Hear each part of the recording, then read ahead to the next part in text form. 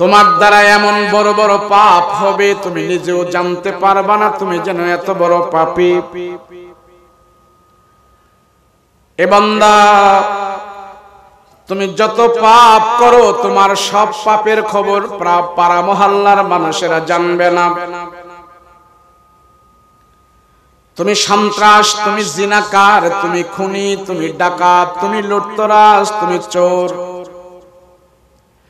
কিন্তু এই সমাজের কোন মানুষ জানে না তুমি যেন এত বড় জিনাকার, এত বড় খারাপ।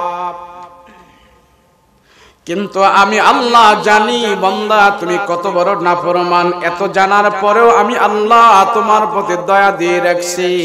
বান্দারে, তুমি যদি অপরাধ জানিয়ে আমার দিকে ফিরে আসো, তওবা করো, আত্মসমর্পণ করো, আমি আল্লাহ তোমাকে টান দিয়া আমার রহমতের কোলের উপরে উঠায়া নেব।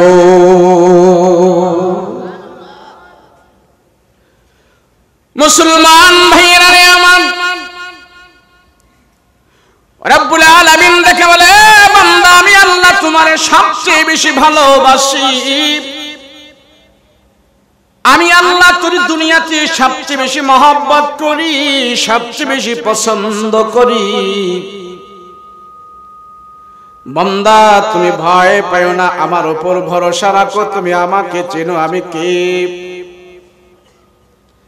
বান্দারে, তোমার পাপ যত বড় হয় তুমি মনে করিও না তোমার পাপটাই বড়।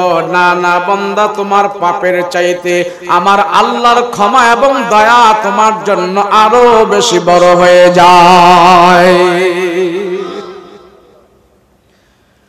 মুসলমান ভাইরা রে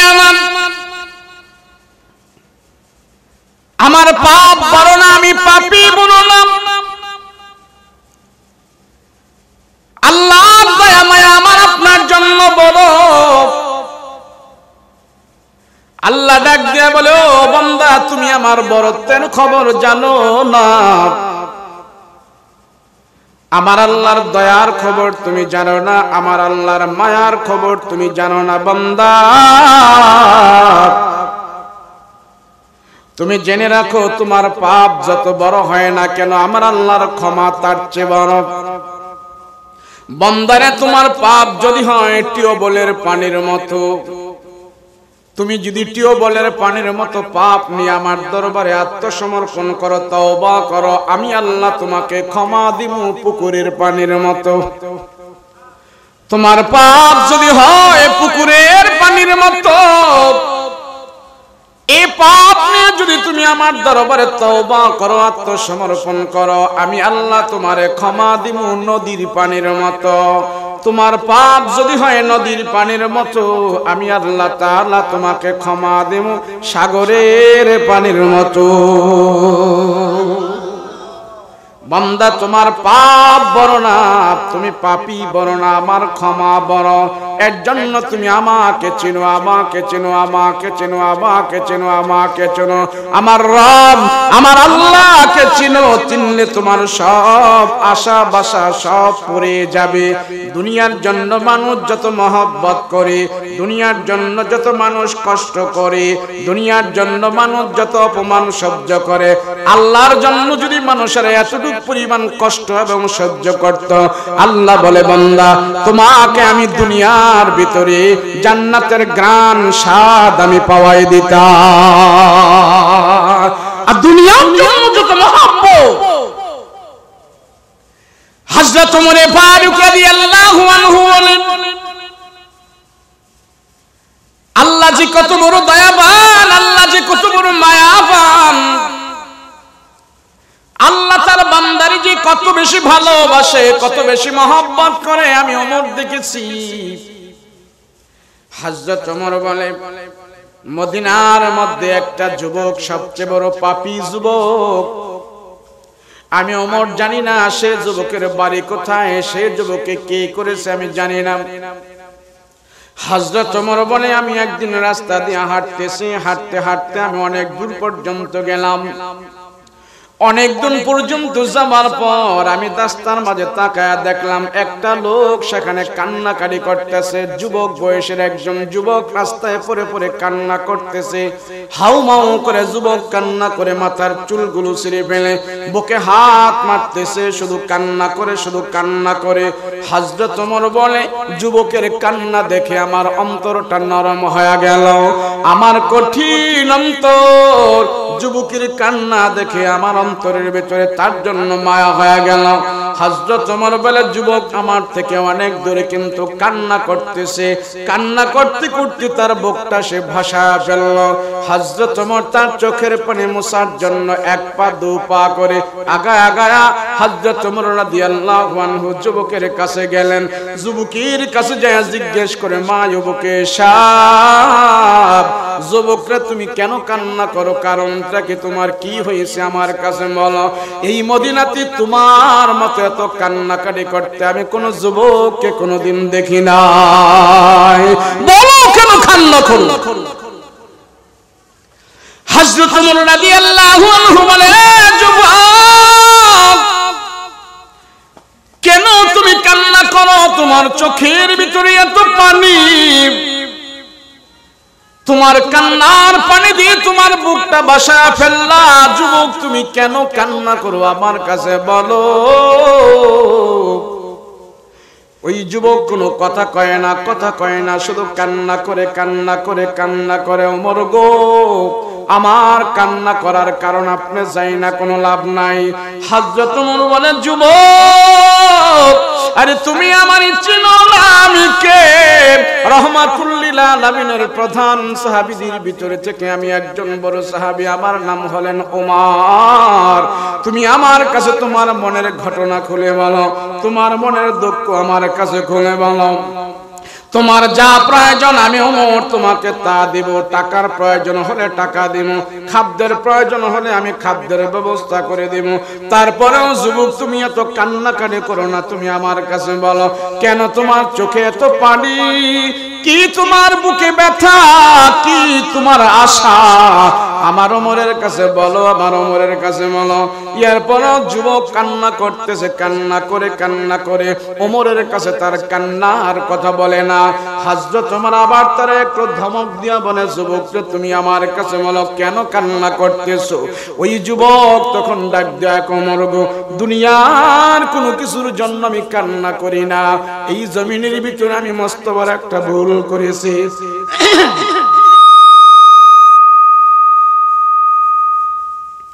এই পৃথিবীর বুকে আমি একটা ভুল করেছি, অন্যায় করেছি। ওমর গো, আমার সেই অন্যায়ের কারণে আমি এখানে কান্না করতেছি, মস্ত বড় একটা গুনাহ করেছি, সেই গুনার জন্য এখানে কান্না করতেছি। ওমর আপনি বারবার আমার কান্নার কারণ আপনি জানতে চাইতেছেন, আমি যদি এখন আপনার কাছে আমার গুনার কথা প্রকাশ করি এবং বলি, বলেন ওমর আপনি আমার গুনাহ ক্ষমা করতে পারবেন কিনা, বলেন পারবেন? হযরত ওমর রাদিয়াল্লাহু আনহু একবার চুপ হয়ে গেল, না জবাব, আর কোনো কথা কয় না, একবারে চুপ হয়ে গেছে, কথা কয় না, কথা কয় না, চুপ হয়ে গেছে। ওমর মনে মনে ভাবতেছে, হায় রে, ছেলেটা গুনাহ করেছে সেই জন্য কান্না করতেছে, আমি ওমর যত বড় নামী হই দামি হই না কেন, আমি তো যুবকের গুনাহ ক্ষমা করতে পারবো না, গুনাহ তো ক্ষমা করতে পারবো না, তো তার খবর আমি শুনি না লাভ। হযরত ওমর রাদিয়াল্লাহু আনহু বলে, যুবক আমি তোমার গুনাহ ক্ষমা করতে পারবো না, তবে তোমাকে আমি একটা বুদ্ধি দিতে চাই, তুমি আমার পদ্ধতি অবলম্বন করলে মনে হয় তোমার গুনাহ খাতা আল্লাহ ক্ষমা করতে পারে। যুবক এবার বলে, ওমর গো, পদ্ধতিটা কি আপনি আমাকে একটু বলে দেন না, বলে দেন। হযরত ওমর রাদিয়াল্লাহু আনহু ডাক দিয়া কয়, যুবক আরে আমি তোমার গুনাহ ক্ষমা করতে পারবো না, তবে আমার কাছে পদ্ধতি হইল, আমার কাছে রহমতের নবী আছে, আমার দয়াল নবী আছে, ওই নবীর কাছে যদি তুমি চলো, আমার সাথে আসো, আমার নবী যদি রহমতের হাত দিয়া তোমার জন্য আল্লাহর দরবারে দোয়া করে, তাইলে আমার মন বলতেছে নবীর দোয়ার কারণে আল্লাহ তাআলা তুমি যত বড় গুনাহ করো না কেন, আল্লাহ তাআলা নবীর দোয়ার বরকতে তোমার গুনাহ ক্ষমা করে দিতে পারে। চলো আমার সাথে। এবার হযরত ওমর রাদিয়াল্লাহু আনহুর সাথে আমার রাসূলের বাড়িতে রওনা। হযরত ওমর রাদিয়াল্লাহু আনহু যুবককে নিয়ে আমার পয়গম্বরের বাড়িতে যায়। আল্লাহর নবীর কাছে নিয়ে যুবককে বলাইলেন, ইয়া রাসূলুল্লাহ, ইয়া হাবিবাল্লাহ, পয়গম্বর। এ যুবক সেখানে কান্নাকাটি করেছে, রাস্তায় পড়ে পড়ে কান্না করেছে, সে নাকি মস্ত বড় একটা পাপ করেছে, অপরাধ করেছে। রাসূল গো, আমি আপনার দরবারে নিয়ে আসছি রাসূল গো, তার জন্য আপনি একটু দোয়া করে দেন, তারে আপনি পদ্ধতি বাতায়া দেন। আল্লাহর নবী যুবককে জিজ্ঞেস করে, যুবক তুমি কান্না করো না, কান্না করো না, বলো বলো আমার নবীর কাছে তোমার ঘটনা খুলে বলো। যুবক তখন ডাক দিয়া বলে, পয়গম্বর, আমি এত বড় পাপী, এত বড় গুনাহগার, গুনাহ করতে করতে আমি বড় পর্যায়ে চলে গেছি, আমার পাপ মনে হয় আসমান জমিনের চাইতে বড় হয়ে গেছে। রাসূল গো, আপনার পবিত্র জবান দিয়ে হাত উঠে আমার জন্য দোয়া করেন, আপনার দোয়ার বরকতে আল্লাহ তাআলা মনে হয় আমার গুনাহ খাতা ক্ষমা করে দিতে গো পয়গম্বর, আপনি আমার জন্য একটু দোয়া করেন, দোয়া করেন। নবীজি বলে, যুবক তুমি কি গুনাহ করেছো আমি কি শুনতে পারি কিনা বলো। যুবক ডাক দিয়া কয়, গো পয়গম্বর, আমার বাড়ি মদিনায়, আমার বাপ দাদার বাড়ি মদিনায়, আমার বংশধর মদিনায়, মদিনায় আমি থাকি। আমি ছোট কাল থেকে একটা পেশা, খারাপ পেশায় নিয়োজিত। রাসূল গো, আমি চুরি করি, যাতে আমি একটা চোর, তবে মানুষের বাড়িতে আমি চুরি করি না, দোকানপাট মার্কেটে চুরি করি না, আমি কারো গাছের ফল চুরি করি না, কারো বাগানের ফসল আদি চুরি করি না। ও রহমতের নবী, ওই যে মদিনার গুরুস্থান দেখতেছেন, রাসূল গো, মদিনার গুরুস্থানের ভিতরে যত নতুন নতুন মাইয়িতকে দাফন করা হয়, ওই দাফনকৃত মানুষেরা যখন নাকি দাফন করে তার আত্মীয় স্বজনেরা চলে যায় লাশটা কবরের ভিতরে রেখে, পয়গম্বর আমি যখন শুনতে পাই আজকে এখানে লাশ দাফন করা হয়েছে, দিনের বেলা দিনটা যখন শেষ হয়ে যায়, তার আত্মীয় স্বজনেরা সবাই চলে যায়, রাতের বেলা আমি যাই কবরের মাটিগুলো সারাইয়া, কবরের ডালপালাগুলো সারাইয়া, মাটিগুলো সারাইয়া কবরের ভিতরে নামি, সেখানে নেমে নেমে আমি কাফনের কাপড়গুলো চুরি করি। আল্লাহর নবী বলে, যার যার কবর থেকে তুমি কাফনের কাপড় চুরি করলাম, ওই কাফনের কাপড়ের মূল্য তুমি ফেরত দিয়া দাও এবং তাদের ওয়ারিসদের দিকে তুমি ক্ষমা চেয়ে নাও, আল্লাহ তাআলা তোমার গুনাহ ক্ষমা করে দিবে। তাওবা করো। এবার যুবক বলে, ও রহমতের নবী, এতটুকু পর্যন্ত যদি আমি পাপ করতাম রাসূল গো, আমি আপনার কাছে আসতাম না। ওগো রহমতের নবী, কিছুদিন আগে মদিনায় একজন সুন্দরী রূপসী মহিলা মারা গেছে, পরহেজগারিনী আল্লাহর বান্দি মারা গেছে। তার আত্মীয় স্বজনেরা তার কবরের ভিতরে রাখলো। মহিলা মানুষ মারা যাওয়ার পর আমি মনে করলাম যে আমার টাকা টোকা ইনকাম বেশি হবে, কাপড় সেখানে বেশি পাওয়া যাবে, সবাই তার কবরস্থ করে দাফন কাফন করে চলে যায়। আর রাতের বেলা সন্ধ্যা হওয়ার পর, সন্ধ্যার রাতে যায় আমি পহেলা যায় ছোট্ট একটি আলো নিয়ে কবরের মাটিগুলো সরাইয়া, ডালপালাগুলো সরাইয়া কবরের ভিতরে আমি নামলাম। এক এক করে পয়গম্বর আমি কাফনের কাপড়গুলো খুললাম। সব কাপড়গুলো নিয়ে যখন আমি চলে আসবো, এমন মুহূর্তে শয়তান আমার মাথার ভিতরে ধোঁকা দিল। শয়তান আমাকে কুমন্ত্রণা দিল, কুমন্ত্রণা দিল আমাকে। শয়তান আমাকে বলে, যুবক এই কবরের ভিতরে দেখো কত সুন্দরী মহিলার লাশ পড়ে আছে। যুবকরে এখানে দুনিয়ার কোনো খবর নাই, আলো বাতাস নাই। তুমি যদি চাও তাইলে তোমার মনের খায়েশ তুমি মিটাইতে পারো। রাসূল গো, শয়তানের প্রবঞ্চনায় পড়ে আমি কবরের মধ্যে আমার মনের চাহিদা আমি মিটাইলাম। আমি যখন মিটায়া কবরের মাটিগুলো সরায়া আবার যখন নাকি আমি কাপড় টুপড় নিয়ে চলে আসবো, কাপড়গুলো নিয়ে যখন আমি আবার চলে আসতেছিলাম, এমন মুহূর্তে মৃত মহিলার জবান থেকে আওয়াজ বের হয়ে যায়, আমাকে ডাক দিয়া বলে, রে যুবক, আমি মহিলা মানুষ, আমি কবরের ভিতরে দুর্বল। দুনিয়াতে কেউ আমাকে নষ্ট করতে পারে নাই। আমার যৌবন জীবন ইজ্জত নিয়ে কবর পর্যন্ত আসছি, আর তুমি আমাকে কবরের ভিতরে একা পায়া দুর্বল পায়া তুমি আমাকে নাপাক করে দিলা। এই নাপাক অবস্থায় আল্লাহর আদালতে আমি কেমনে হাজির হব? যখন রাসূল মৃত মহিলার জবান থেকে আমি এই কথাগুলো শুনলাম, কথাগুলো শোনার পর আমার কলিজার ভিতরে পানি নাই। রহমতের নবী, আমি ভয় পেয়ে গেছি। রাসূল গো, আমি থরথর করে কাঁপতেছি। হায় রে, আমি করলাম কি? কোন রকম কবর থেকে উঠে আমি দৌড়াইতে আমি এক জায়গায় যায় পড়ে যাই।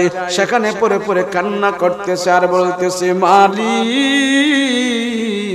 এই আসমানের নিচে মনে হয় আমার চাইতে বড় কোনো পাপী নাই। ও পয়গম্বর, আপনি একটা ব্যবস্থা করেন, আপনি আমার জন্য দোয়া করেন।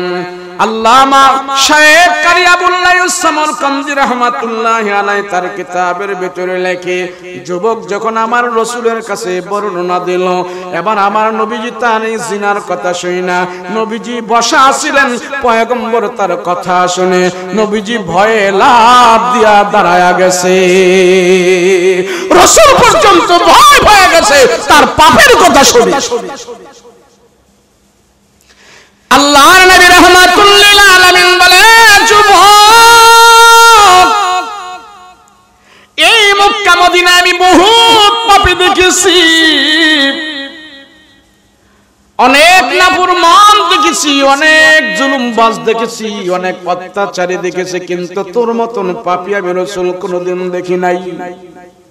আল্লাহর নবী বলে, যুবক, তুমি ওঠো, আমার কাছ থেকে দূর হয়ে যাও। আমি নবীজি তোমার চেহারাটা আর এক মুহূর্তের জন্য দেখতে চাই না। আমি নবীজি তোরে আর আমার কাছে দেখতে চাই না। দূর হ। পয়গম্বর তারে তারায়া দেশে দূর হ। ওই জিনাকার যুবক মনে মনে ভাবতেছেন, হায় রে, আমার নবীর কাছে যদি আমি বেশিক্ষণ বসে থাকি, আল্লাহর নবী যদি আমার জন্য বদদোয়া শুরু করে, তাইলে আল্লাহ সাথে সাথে আমারে গজবের মধ্যে শামিল করে দিবে। না, আমার নবীর কাছে আর থাকা যায় না। নবীজি তারে তারায়া দিছে। ওই জিনাকার যুবক আমার পয়গম্বরের কাছ থেকে একটা দৌড় দিয়া চলে আসছে। চলে এসে বাড়িতে যায় নাই, হাট বাজারে যায় নাই, দোকানপাট মার্কেটে যায় নাই, সোজা পাহাড়ের উপরে চলে গেছে। ওই পাহাড়ের উপরে উঠে সেখানে কান্না করতেছে, কান্না করে আর বলে, রব্বুল আলামিন, আমি এমন বড় পাপী হয়ে গেছি, তোমার নবী পর্যন্ত নবীর দরবার থেকে আমাকে বিদায় করে দিয়েছে আমার পাপের কারণে। রহমাতুল্লিল আলামিন আমাকে বিদায় করে দিছে। পয়গম্বর, আমার তো যাওয়ার কোনো, আল্লাহ গো, আমার তো কোনো যাওয়ার জায়গা নাই। আল্লাহ, তুমি যদি বিদায় করে দাও, আমি আর কোথায় যাব? যাওয়ার জায়গা নাই। তোমার নবী পর্যন্ত আমাকে ঘৃণা করে বিদায় করে দিয়েছে। আল্লাহ, তুমি আমার বিদায় করে দিও না। আয় আল্লাহ,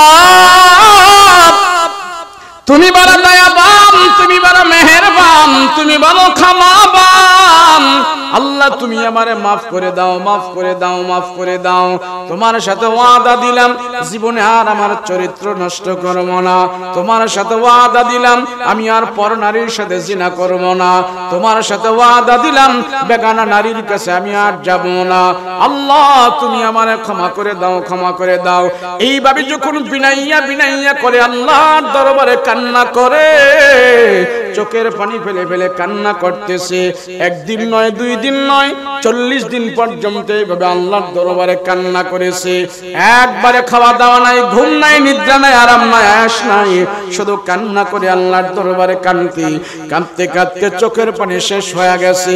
41 দিন পর্যন্ত কান্না করার পর আল্লাহ জিবরাইল আমিনকে দিয়া কোরআনের একখানা আয়াত আমার নবীজির কাছে আল্লাহ পাঠিয়ে দিয়েছে। আর আল্লাহ পাক আমার জিবরাইল আমিনকে শিখায়া দিয়েছেন, এ জিবরাইল যাও আমার বন্ধুকে যা তুমি কয়েকটা প্রশ্ন করবা। জিবরাইল আমিন আমার রাসূলের কাছে এসে 1 নাম্বার প্রশ্ন করে, ইয়া রাসূলুল্লাহ, ইয়া হাবিবাল্লাহ, পয়গম্বর গো, আপনার উম্মতের হায়াত মওতের মালিক আপনি না আল্লাহ? রাসূল বলে, না না, হায়াত মওতের মালিক আমি না, মালিক হলেন আল্লাহ। এবার জিবরাইল আমার রাসূলকে 2 নাম্বার প্রশ্ন করে, আপনার উম্মতের রিজিকের মালিক আপনি না আল্লাহ? রাসূল বলে, না না, রিজিকের মালিক আমি না, রিজিকের মালিক হলেন আল্লাহ, আমি মালিক না। জিবরাইল আমিন আমার রাসূলকে 3 নাম্বার প্রশ্ন করলেন, ইয়া রাসূলুল্লাহ, ইয়া হাবিবাল্লাহ, রাসূল গো, আপনার উম্মতের গুনাহ খাতা ক্ষমা করার মালিক আপনি না আল্লাহ? এবার নবী বলে, না না, আপনি তারা ভাগায় দিবেন, বিদায় করে দিবেন, আপনি আপনার উম্মতকে বিদায় করে দিবেন, আপনি তার গুনাহ দেখে ভয় পেয়ে গেছেন, কিন্তু আপনার আল্লাহ তার বিদায় করে না। আল্লাহ কোরআনের আয়াত নাজিল করে আপনাকে জানায় দিয়েছে, আপনার খাতিরে আপনার কোন উম্মত যদি মস্ত বড় পাপ করার পরও খাটি দিলে তওবা করে করে বিনয়্য করে করে আল্লাহর দরবারে ক্ষমা চায়, আল্লাহ আপনার ওই জিনাকার উম্মতের গুনাহ ক্ষমা করে দিয়েছে। রাসূল তার গুনাহ আল্লাহ ক্ষমা দান করে দিয়েছে। কোরআনের ভিতরে আয়াত নাযিল হয়ে যায়, ইল্লা মান তাবা ওয়া আমানা ওয়া আমিলা আমালান সালিহান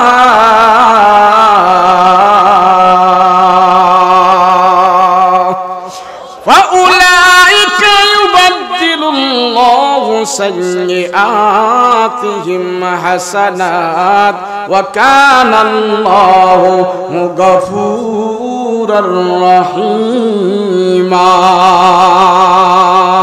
এই আয়াত নাযিল হয়ে গেল, আল্লাহর পক্ষ থেকে চলে আসলো, পয়গম্বর আপনার উম্মত যত বড় গুনাহ করুক না কেন আমি আল্লাহর সাথে সাথে প্রকাশ করি না। মুসা নবীর উম্মতরা যদি রাতের বেলা জিনা করত, সকাল বেলা তার দরজায় লেখা হয়ে যেত সে জিনাকার। ইয়া রাসূলুল্লাহ, ইয়া হাবিবাল্লাহ, মুসা নবীর উম্মতরা যদি রাতের বেলা কেউ চুরি করত, সকাল বেলা তাদের কপালে লেখা উঠতো এটা চোর। রাতের বেলা যদি কেউ ডাকাতি করত, সকাল বেলা তার দরজায় লেখা হয়ে যেত সে ডাকাতি করেছে। চুরি করলে লেখা হয়ে যেত চুরি করেছে। ও পয়গম্বর, না না না, আপনার খাতিরে আপনার উম্মতকে আমি এতটুকু অপমান করি না। গুনাহ করার পর, জিনা করার পর আমি আল্লাহ তাদেরকে সুযোগ দেই, তাদের ভুল বুঝিয়া যখন তারা চোখের পানি ফেলে আমার আল্লাহর দরবারে বিনাইয়া বিনাইয়া করে কান্না করে আমি আল্লাহ তার 70 বছরের গুনাহ পর্যন্ত ক্ষমা করে দেই। अल्लाह दिल दे जू तेरे इश्क के गर हो, दाइम रहो मत की तेरे उस पे नजर हो। अल्लाह दिल दे जू तेरे इश्क के गर हो, दाइम रहो मत की तेरे उस पे नजर हो। दिल दे के तेरे इश्क में हाल हो उसका, दिल दे के तेरे इश्क में हाल हो उसका। महशर का अगर शुरू हो तू बिना खबर हो, महशर का अगर शुरू हो तो बिना खबर हो। मादर दो जहाँ गैर खुदा यार नदारे, जुज याद खुदा ही चदी गुरकार नदारे। अल्लाहु अकबर। আরে মানুষ এত কিছু পৃথিবীতে ভালোবাসো, তোমারে যে বানাইলো তার খবর তোমার কাছে নাই। কথা বলেন ঠিক না? আমার এই এত কিছু যে দিল তার খবর আমার কাছে নাই। বলেন এই চোখ, এই নাক, এই মুখ, এই হাত, এই পা দিছে কে? এই চোখের পাওয়ারের মালিক কি আমি? কথা বলেন আমি। এই চুলদারির মালিক কি আমি? আরে আমি যদি আমার এই চুলদারির মালিক হইতাম তাহলে একজন মানুষ এমন দেখান তো যে উনি চায় ওনার চুলদারিগুলো সাদা হয়ে যাক? চাই কেউ? চায় আমার চুলদারিগুলো সাদা হয়ে যাক? আমি কি চাই? চাই না। দোকান থেকে কত কালি টালি নিয়ে কলপ সলপ লাগায়া এটারে আমরা কি করি? কালো করে রাখতে চাই, তারপরও কালো থাকে না। কথা বলেন ঠিক কিনা? তাহলে বুঝা গেল এই দাড়ি আমার কন্ট্রোলে নয়, এই দাড়ি আমার কথাই চলে না। যদি আমার কথাই চলতো একটা দাড়িকেও আমি সাদা হতে দিতাম না। কথা বলেন ঠিক কিনা? চোখের পাওয়ার আমার কন্ট্রোলে নয়। একজন মানুষও চায় না চোখের পাওয়ার কমে যাক, এরপরেও আস্তে আস্তে করে চোখের পাওয়ার লিজ হয়ে যাচ্ছে। কথা বলুন ঠিক কিনা? তাহলে বুঝতে হবে এই চোখ আমার কথা শোনে না, এই দাড়ি চুল আমার কথা শোনে না, এই দাঁতগুলো আমার কথা শোনে না। আমি চাই না আমার দাঁতগুলো লুজ হয়ে যাক, তারপরেও আমার দাঁতগুলো আস্তে আস্তে করে লুজ হয়ে যাচ্ছে। তার কারণ এগুলি দিয়েছেন কে? জোরে বলতে হবে কে? আল্লাহ যেহেতু দিয়েছে, আল্লাহ কয় আস্তে আস্তে করে আমি আবার আমার জিনিসগুলো নিয়ে যাচ্ছি। কথা বলুন ঠিক কিনা? তাহলে আমার এই অঙ্গ প্রত্যঙ্গ এগুলির দ্বারা যেন গুনাহ না হয়। কথা বলুন ঠিক কিনা? এগুলির দ্বারা যেন গুনাহ না হয়। আজকে হেলায় খেলায় অযথা আমার জীবন কাটছে গুনাহর সাথে। খুব আনন্দ সহকারে আমি আল্লাহর নাফরমানি করছি, আনন্দ সহকারে আমি আল্লাহর ইবাদত করছি না। কথা বলেন ঠিক কিনা? গুনাহ করতে এত মজা কে? যখন খাউজানি শুরু হয় মজা লাগেনি? কথা কয় না মজা লাগেনি? খাউজাইতে যখন একবারে চুলকায় একবারে সব ছিলে ফেলে, তখন বোঝা যায় খাউজানির যে কি মজা। জ্বালা পোড়া শুরু হয়ে যায়। সেজন্য গুনাহ করতে খুব মজা লাগবে। যখন আল্লাহর পক্ষ থেকে আযাব আর গজব শাস্তি আসবে, তখন বোঝা যাবে যে এই গুনাহর শাস্তি কত কঠিন। কথা বলেন ঠিক কিনা? 24 ঘন্টার ভিতর আমরা কেউ গুনাহ করব না। রাজি আছেন ইনশাআল্লাহ? আমাদের ঘরগুলোতে যেন আমাদের ছেলে মেয়েরা কোনো গুনাহ না করে, আমি বাবা এমন ভাবে চলাফেরা করব আমার থেকে যেন আমার সন্তানেরা ইবাদত শিখতে পারে। কথা বলেন ঠিক কিনা? আমার সন্তানেরা যেন আমাকে দেখে আল্লাহওয়ালা হয়, আমার সন্তানেরা আমাকে দেখে যেন তারা কোরআনওয়ালা হয়, আমাকে দেখে যেন আমার সন্তানেরা নামাজিওয়ালা হয়।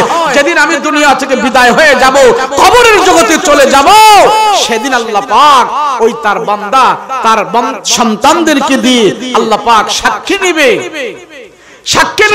সন্তানেরাই বলবে আল্লাহ আমার বাবা এমন ছিল, নামাজ পড়তো, বাবার ইবাদত গুজারের যন্ত্রপাতি দেখে দেখে, ইবাদতের যন্ত্রপাতি দেখে দেখে, ইবাদতের সামান দেখে দেখে সন্তানেরা যখন আল্লাহর কাছে ফরিয়াদ করবে, আল্লাহ পাক বলে তোমাদের দ্বারাই আমি সাক্ষী পেয়েছি তোমার বাবা যেন ভালো ছিল। সন্তানেরা যখন বাবার জন্য দোয়া করে, আল্লাহ পাক সেই বাবাদেরকে ক্ষমা দান করে দেয়। কিন্তু আমি আমার সন্তানদেরকে এমন অবস্থায় রেখে গেলাম, আমার মৃত্যুর পরে আমার গুনার সঞ্জামাদি দেখে আমার সন্তানেরা আফসোস করে। কথা বলেন ঠিক কিনা? আমার গুনাহ দেখে আমার সন্তানেরা আফসোস করে, আমার পাপ দেখে আমার সন্তানেরা আফসোস করে। সন্তানদের আফসোস আমার জন্য আযাব আর গজব হয়ে যাবে। কথা বলেন ঠিক কিনা? আল্লাহ পাক আমাদের সবাইকে ঈমানের উপরে চলার তৌফিক দান করেন। বলেন আমিন। আমলি জিন্দেগি গঠন করার তৌফিক দান করেন। বলেন আমিন। আরে আমি মরে যাব, দোয়া করব, এখনই দোয়া করব। আরে আমি মরে যাব, আমি মরে যাওয়ার পর আমার ছেলেরা আমার মেয়েরা আমার থেকে তারা কি শিখেছে? বলেন শিখেছে কি? ওই আমাদের পাশের এক ইমাম সাহেবকে এক ছেলে ডেকে নিয়েছে বাসায়, ওস্তাদ জি আহেন। তো গেছে, যাওয়ার পরে তো ছেলে বলতেছে ওস্তাদ জি আপনাকে যে চেয়ারটার ভিতরে বসাইলাম, আমার বাবা রাতের বেলা এই চেয়ারের মধ্যে বসে বসে নাটক সিনেমা গান বাদ্য এগুলি দেখতেন। এই সামনে যে টেলিভিশন আছে এটা আমার বাবা নিজে কিনেছে। রাতের 1টা 2টা পর্যন্ত বাবা এখানে সবকিছু দেখতেন। বাবা নাই, টেলিভিশন আছে, চেয়ার আছে। আমার বাবার কথা, এই চেয়ারটা দেখলে মনে হয়, টেলিভিশন দেখলে মনে হয় আরে বাবা কত আগ্রহ করে দেখেছে। ওস্তাদজি এগুলি দেখে দেখে বাবার জন্য কান্না করে। বলেন আমার গুনার সরঞ্জাম আদি দেখে যদি সন্তান কান্না করে আমার কবরের আযাব কে মাফ হবে? যদি ছেলে কথা বলতো উস্তাদজি আমার বাবা এই চেয়ারটা নিজে কিনেছে, এই চেয়ারে বসে বসে আমার বাবা কোরআন তেলাওয়াত করেছে, এই চেয়ারে বসে বসে আমার বাবা তাসবিহ তাহলিল আদায় করেছে, এই চেয়ারে বসে বসে আমার বাবা জিকির আজকার করেছে, ওস্তাদজি এই মাসাল্লায় বসে বসে আমার বাবা নফল নামাজ পড়েছে, আমার বাবা তো এখন দুনিয়াতে নেই, তাই আমার বাবার মাসাল্লায় আমি সন্তানে বসে বসে আমার বাবার ওজিফা তাসবিহ তাহলিল গুলো আমি সন্তান এখন আদায় করতেছি। যদি এমন কথা সন্তান বলতো তাহলে সন্তানের সব নেক আমলগুলো বাবার জন্য নাজাতের উসিলা হয়ে যেত। কথা বলেন ঠিক কিনা? আমরা এইভাবে সন্তানদেরকে ঘরে তুলবো তো ইনশাআল্লাহ। আমার সন্তান কোরআন পড়তে পারে, এর চাইতে সৌভাগ্যের আর কিচ্ছু নয়, এর থেকে আর সৌভাগ্যের কিছু নয়। ইংরেজি পারে, বিভিন্ন ভাষা পারে, আলহামদুলিল্লাহ ভালো কথা। তার সাথে যদি আল্লাহর কোরআন পড়তে পারে তাহলে আরো কত ভালো হয়। তাহলে আমাদের সন্তানদেরকে আমরা কোরআন শেখাবো, রাজি আছি ইনশাআল্লাহ। আল্লাহ আমাদের সবাইকে নেক আমল করার তৌফিক দান করেন। সকলে বলুন আল্লাহুম্মা আমিন। দোয়া হবে। والعاقبة للمتقين الصلاة والسلام على أشرف الأنبياء والمرسلين ربنا ظلمنا أنفسنا وإن لم تغفر لنا وترحمنا لنكونن من الخاسرين رب ارحمهما كما ربياني صغيرا رب ارحمهما كما ربياني صغيرا اللهم وفق علينا لما تحب وترضى اللهم حاسبني حسابا يسيرا رب العالمين परवारदिगार आलम আল্লাহ রাত্র অনেক হয়ে গেছে, তোমার বান্দারা বাড়িতে যায় নাই, 2টা হাত তোমার আদালতে উঠায় রাখছে। আল্লাহ আমাদের প্রত্যেককে তুমি গুনাহ মুক্ত করে যার যার বাড়িতে পৌঁছায়া দাও। রব্বুল আলামিন পরওয়ারদিগার আলম আল্লাহ রাত্র যত গভীর হয় দুনিয়ার মানুষেরা ঘুমায়া যায়, বাসা বাড়ি দরজা জানালা সব বন্ধ হয়ে যায়, এত রাত্রে কেউ জাগনা থাকে না, জাগ্রত থাকে না। আমরা পাপী তাপী তোমার গোলামেরা জাগ্রত হয়ে 2টা হাত কাঙ্গাল এতিমের মতন তোমার আদালতে উঠায়া রাখছি। আল্লাহ রাত্র যত গভীর হয় দুনিয়ার সব কিছু বন্ধ হয়ে যায়, মালিক রে তোমার রহমতের দরজা বন্ধ হয় না, তোমার ক্ষমার দরজা বন্ধ হয় না রে মালিক, তুমি আমাদেরকে ক্ষমা দান করে দাও। আল্লাহ আলেম ওলামা নিয়ে হাত বাড়াইলাম, আল্লাহ পর্দার মা বোনদেরকে নিয়ে হাত উঠাইলাম। এতক্ষণ বসে বসে তোমার দিন প্রিয় মানুষেরা কোরআনের কথাগুলো শুনেছে, তারাও আমাদের সাথে হাত উঠাইছে। আল্লাহ প্রত্যেকের হাত খানা তুমি কবুল মঞ্জুর করে নাও। রব্বুল আলামিন আল্লাহ এই আয়োজন যারা করেছে, টাকা দিয়ে, শ্রম দিয়ে, বুদ্ধি দিয়ে, পরামর্শ দিয়ে, যে যেভাবে সহযোগিতা করেছে, আল্লাহ প্রত্যেকের সহযোগিতা তুমি নাজাতের ওসিলা বানায়া দাও। আল্লাহ কষ্ট মেহনত তুমি কবুল মঞ্জুর করে নাও। আয় আল্লাহ, আলেমে রব্বানি হাক্কানি মুফতি ফয়জুর রহমান সাদিকি, আল্লাহ আজকে মাদ্রাসার মুহতামিম আব্দুর রহমান, কমিটি বৃন্দ যারা আছে, আল্লাহ তাদের কষ্ট এই মেহনত তুমি নাজাতের ওসিলা বানাই দিও। পরওয়ারদিগারে আলম, আল্লাহ তাকায় দেখো, কার মা নাই, কার বাবা নাই, কার ভাই নাই, কার বোন নাই।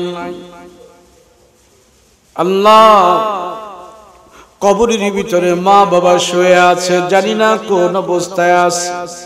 যদি কোন দুঃখ কষ্ট আযাবের ভিতরে থেকে থাকে, আল্লাহ মা বাবার কবরের আযাব তুমি মুক্ত করে দাও। মা বাবার কবরের ভিতরে তুমি জান্নাতের বিছানা বিছায়া দাও। মা বাবার কবরের ভিতরে তুমি জান্নাতের বাতি জ্বালায়া দাও। আয় আল্লাহ, মা বাবাকে আমরা পর্যাপ্ত পরিমাণ খেদমত করতে পারি নাই, মা বাবাকে আমরা পর্যাপ্ত পরিমাণ খুশি করতে পারি নাই। সে মা বাবা এখন কবরের ভিতরে আছে। মালিক, দুনিয়াতে মা বাবা আমাদের জন্য অনেক কষ্ট করেছে, অনেক দুঃখ করেছে, সহ্য করেছে। সে মা বাবা যদি কবরের ভিতরে কষ্ট পায়, আমরা সন্তানেরাও সহ্য করব না রে আল্লাহ। মা বাবার কবরের ভিতরে তুমি জান্নাতের বিছানা বিছায়া দাও। আল্লাহ ছোটকালে মা বাবা অনেক কষ্ট মেহনত করে আমাদেরকে লালন পালন করেছে। ঈদের দিন আসলে বাবা আমাদেরকে নতুন জামা পরায়া আনন্দ করাইছে। সেই বাবারে আমরা নতুন জামা পরাইতে পারি নাই। মৃত্যুর পরে বিদায়ের জামা, কাফনের জামা আমরা পরায়া দিছি। সন্তানকে মা বাবা ছোটকালে কত লালন পালন করে গরম পানি দিয়া গোসল করায়া দেয়। ওই মা বাবারে আমরা গরম পানি দিয়া গোসল করাইতে পারি নাই, কিন্তু মৃত্যুর পরে আমরা বিদায়ের গোসল করায়া দিছি। আয় আল্লাহ মালিক, ওই মা বাবারে কষ্ট দিও না, কষ্ট দিও না। আয় আল্লাহ, মা বাবার কবরের ভিতরে তুমি জান্নাতের বাতি জ্বালায়া দাও। আল্লাহ পিতা মাতার কবরে আযাব দিও না, দাদা দাদির কবরে আযাব দিও না, নানা নানির কবরে আযাব দিও না। আয় আল্লাহ, ও মালিক, দুনিয়ার জমিন ছেড়ে তুই একদিন আমরা কবরের বাসিন্দা হব গো আল্লাহ। মরতে আমাদের হবে, তবে আমাদেরকে তুমি ইমানি মরণ দিও, কোরআন তেলাওয়াত অবস্থায় মরণ দিও, নামাজরত অবস্থায় মরণ দিও, রুকু অবস্থায় মরণ দিও, সাজদা অবস্থায় মরণ দিও। বেঈমানি মরণ দিও না, মুনাফিকি মরণ দিও না, জাহান্নামী মরণ দিও না, শহীদি মরণ আমাদেরকে দান করিও। আয় আল্লাহ, জীবনে একবার হলেও নবীর রওজায় যাওয়ার তৌফিক দান করে দিও। আল্লাহ, হজ্জ বাইতুল্লাহর মেহমান আমাদেরকে বানায়া দিও। খানা কাবার গিলাফ ধরে ধরে যেন আমরা কান্না করতে পারি সেই ব্যবস্থা করে দিও। নবীর রওজার পাশে দাঁড়ায়া দাঁড়ায়া নবীকে সালাম দিতে পারি সেই ব্যবস্থা করে দিও। আয় আল্লাহ, যদি তা না হয় ঘুমের গনে আমার নবীর নূরানি চেহারাটা স্বপ্নে যুগে আমাদেরকে দেখাইয়া জাহান্নামের আগুন হারাম করে দাও। وصلى الله تعالى عليه وعلى آله وصحبه أجمعين سبحان ربك رب العزة عما يصفون وسلام على المرسلين والحمد لله رب العالمين بحق لا إله إلا الله محمد رسول الله.